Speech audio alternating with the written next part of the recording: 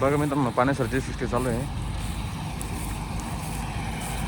तर कशा प्रकारे परफॉर्मन्स आहे मशीनचा व्हिडिओ शेवटपर्यंत बघा.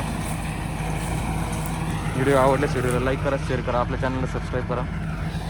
असं नवनवीन व्हिडिओ आपल्या चॅनलवरती येत राहतील. तर मित्रांनो पाण्यासारखी सिस्टी या हार्वेस्टरला 74 HP 66 लेनचं इंधन येतं BS4 मध्ये. बघू शकता तुम्ही.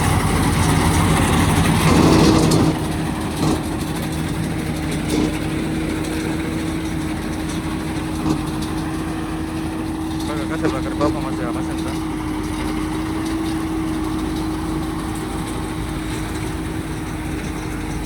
या मशीनला एक खूप मोठा प्रॉब्लेम मित्रांनो, हे मशीन हीट खूप लवकर होतं, टेम्परेचर पकडतं.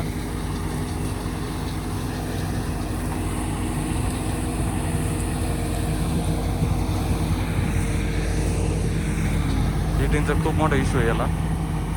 तर प्रत्येक एक पुस्तकाची पेटी खाली झाल्यानंतर तुम्हाला जे रेडिएटरची जाळी आहे ती साफ करावंच लागणार. जर साफ केली नाही तर इंजन पाणी फेकून देतं. 100च्या वर टेम्परेचर निघून जातं मित्रांनो.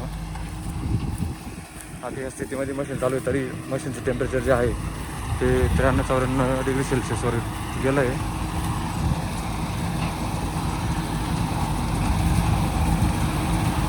बघा मित्रांनो रेडिएटरची जाळी आहे तिच्यावरती तो पुसता जातो.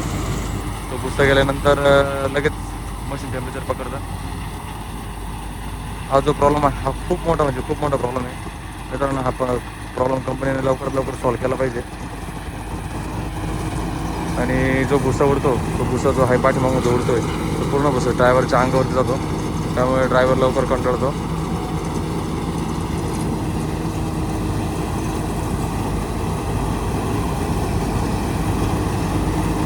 तुम्हाला दाण्याची क्वालिटी पण दाखवतो, व्हिडिओ शेवटपर्यंत बघा.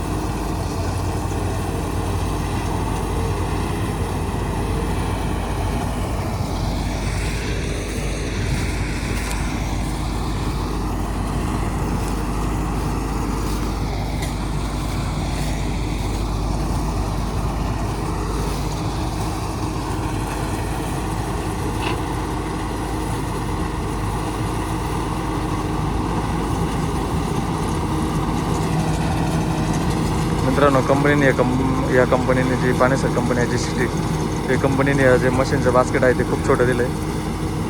त्यामुळे प्रॉब्लेम येतो मित्रांनो. बास्केट थोडं मोठं पाहिजे होतं. खूपच छोटं बास्केट आहे. कारण बास्केट म्हणायला किती इंच ते तर नाही माहिती, पण 51-52 इंच किंवा काय असं असेल तर पहिलं जे बास्केट आहे तिथून तर घासाचा आतमध्ये येतो. फिडरच्या पाठीमागं बास्केट आहे नाही का. फिडरमधून जो घास येतो बास्केटमध्ये ते बास्केट तिथं मळल्या पण जात नाही. खूपच छोटं बास्केट आहे मित्रांनो. पुढील जे बास्केट आहे ते तर खूपच छोटं आहे.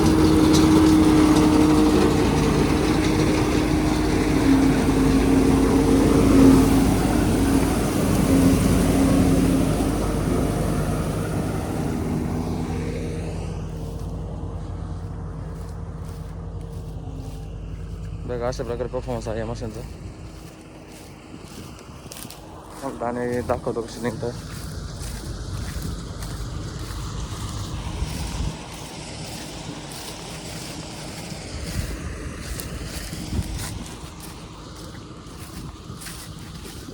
बघा पुढचा